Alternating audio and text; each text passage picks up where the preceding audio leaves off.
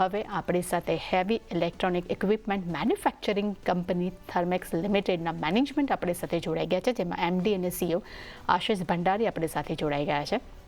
Good morning sir सबसे पहले मैं नंबर्स के ऊपर नज़र करना चाहूँगी। सबसे पहले नंबर्स पे अगर नज़र करते हैं वो है ऑर्डर इनफ्लो। इस बार ऑर्डर इनफ्लो के नंबर्स बहुत पॉजिटिव है, 70% का हमें ग्रोथ देखने मिला है। ऑर्डर बुक भी काफ़ी पॉजिटिव है, वहाँ पे हमें भी 30% का हमें एक इजाफा देखने मिला है ना। अगर मैं मुनाफे के फ्रंट पर नज़र कर रही हूँ वहाँ पे भी पॉजिटिव नंबर्स है। रेवेन्यू काफ़ी अच्छे हमें देखने मिले हैं, एबिटास नंबर्स भी काफ़ी पॉजिटिव है। मार्जिन के फ्रंट पे भी हमें एक अच्छे नंबर्स देखने मिले हैं, करीब हमें डबल डिजिट में इस बार हमें मार्जिन देखने मिला है। तो सर ओवरऑल पूरे इस जो रिजल्ट्स आपके आउटकम आए हैं और ख़ास करके जो ऑर्डर बुक और आपके जो ऑर्डर इनफ्लो है उसमें जो ग्रोथ देखने मिला है, सर उसको लेकर क्या आपका आउटलुक बन रहा है?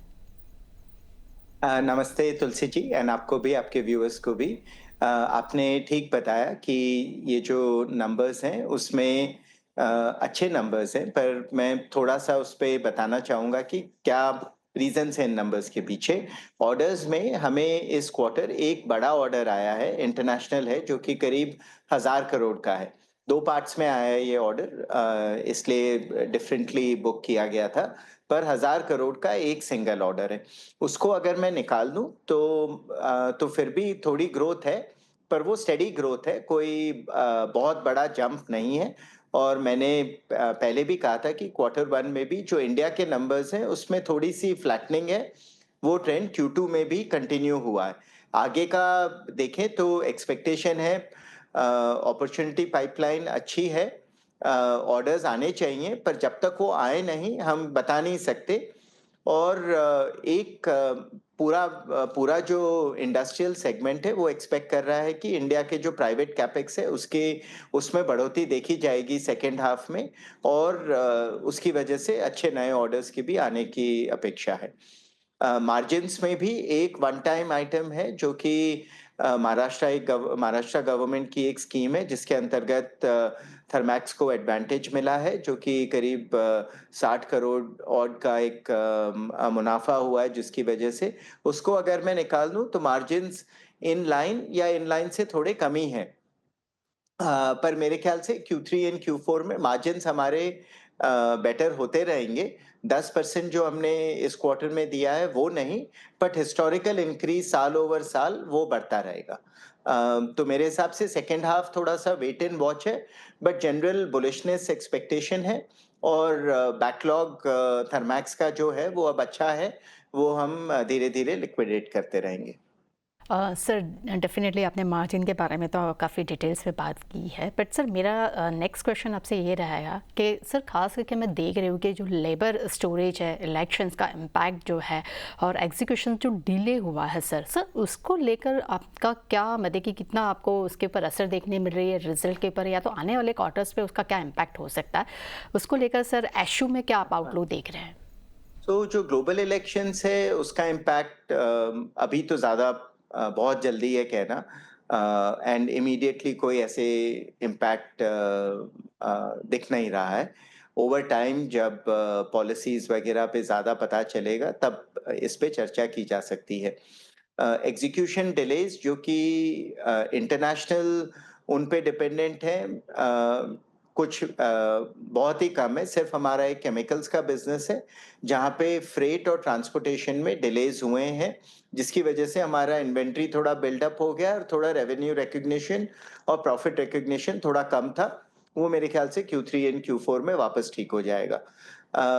फाइनल जो आपका प्रश्न था, एग्जीक्यूशन डिलेज जो कि इंडिया में है, जो कि प्रोजेक्ट रिलेटेड हैं, बड़े प्रोजेक्ट्स में स्पेसिफिकली, वहां पे एग्जीक्यूशन डिलेज हुए हैं 2 रीजन से। एक, इस साल बारिश ज़्यादा हुई और उसकी वजह से काफ़ी साइट्स में बहुत डिलेज हुए हैं बारिश की वजह से, एंड काफ़ी मतलब अनसीज़नल बारिश, बहुत ज़्यादा बारिश 2 दिन में, 3 दिन में पूरी साइट फ्लड हो गई।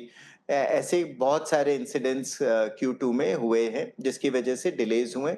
इसकी वजह से थोड़े हमारे बड़े प्रोजेक्ट्स में प्रॉफिटेबिलिटी पे भी इम्पैक्ट हुआ है। दूसरी बात जो है ऑन लेबर शॉर्टेजेस साइट्स में अभी भी बहुत है, और मेरे ख्याल से अगले आने वाले पीरियड में लेबर शॉर्टेज एक सबसे बड़ा प्रश्न रहेगा लार्ज प्रोजेक्ट एग्जीक्यूशन में, और हमें इस पे थोड़ा डिफरेंट ही लुक लेना पड़ेगा बिकॉज़ लेबर शॉर्टेज कंटिन्यूअसली हो रहा है।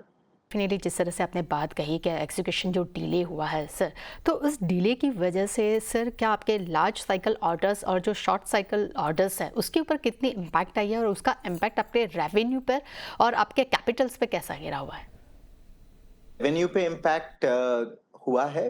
बोथ Q1 और Q2 हमारे इंटरनल एक्सपेक्टेशन से हमारे रेवेन्यूज कम ही रहे हैं, और वो लार्जली कम रहे हैं प्रोजेक्ट्स की वजह से।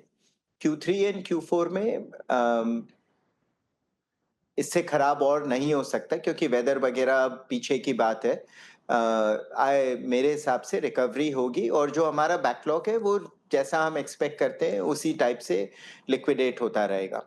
प्रॉफिटेबिलिटी भी ओवरऑल मेरे हिसाब से, अगर मैं ये वन टाइम आइटम निकाल लूँ, Q1 और Q2 ठीक है, कोई बहुत ग्रेट नहीं है। तो जो प्रॉफिटेबिलिटी का ट्रेंड हमने साल ओवर साल का इम्प्रूवमेंट दिखाया है, वो मैं Q3 और Q4 में देखना चाहूँगा। ओवरऑल हम देखें तो जो एनवायरनमेंट है वो स्टेबल ही है। कमोडिटी प्राइसेस मैनेजेबल हैं, कोई बहुत ज़्यादा ऊपर-नीचे हुआ नहीं है, steel prices, fuel prices, crude oil में, और जो थोड़ी बहुत ऊपर-नीचे हुई है, खाली फ्रेट में हुई है, जो कि थर्मैक्स जैसी कंपनी के लिए मैनेजेबल होना चाहिए इन लेवल्स पे। सो मेरे सर ख्याल से एनवायरनमेंट इज़ पॉजिटिव है, और जो एग्ज़ीक्यूशन वगैरह के चैलेंजेस हैं, वो थर्मैक्स के इंटरनल कैपेबिलिटी में मैनेजेबल होने चाहिए। Thank you. Okay sir. Sir मेरा एक आखिरी क्वेश्चन आपसे रहेगा सर, डोमेस्टिक और इंटरनेशनल आपकी पाइपलाइंस कैसी है, उसको लेकर आपका क्या आउटलुक है, और सर ओवरऑल एक्सपोर्ट डिमांड कैसी है अभी हाल में? पिछले 2-3 साल में जो इंडिया का बिज़नेस है, उसने इंटरनेशनल बिज़नेस को आउट परफ़ॉर्म किया है। पर ये पहला हाफ जो था साल का, उसमें इंटरनेशनल डोमेस्टिक से बेटर कर रहा था। और ये मैंने पहले Q1 में इलेक्शन की वजह से स्लो डाउन देखने को आया था। Q2 में जैसा कि मैंने कहा, काफ़ी इंडस्ट्रीज़ और काफ़ी इंडिया के सेगमेंट्स में अपॉर्च्युनिटी पाइपलाइन डेवलप हुई है, पर वो क्लोज़ नहीं हुई है। Q3 और Q4 भी इंटरनेशनल पाइपलाइन अच्छी है, बट जो मेरी सबसे बड़ी आस है और इच्छा है कि जो इंडिया का बिज़नेस अच्छा जो ग्रो कर रहा था, वो वापस अच्छे ग्रोथ पाथ पे वापस आ जाए। Q3 एंड Q4 से वो सबसे बड़ी एक्सपेक्टेशन और अपेक्षा है। Thank you so much sir हमारे साथ जुड़ने के लिए, और काफ़ी डिटेल्स आपने आपने हमारे साथ शेयर भी किए हैं सर, और नेक्स्ट क्वार्टर के लिए भी सर ऑल द बेस्ट।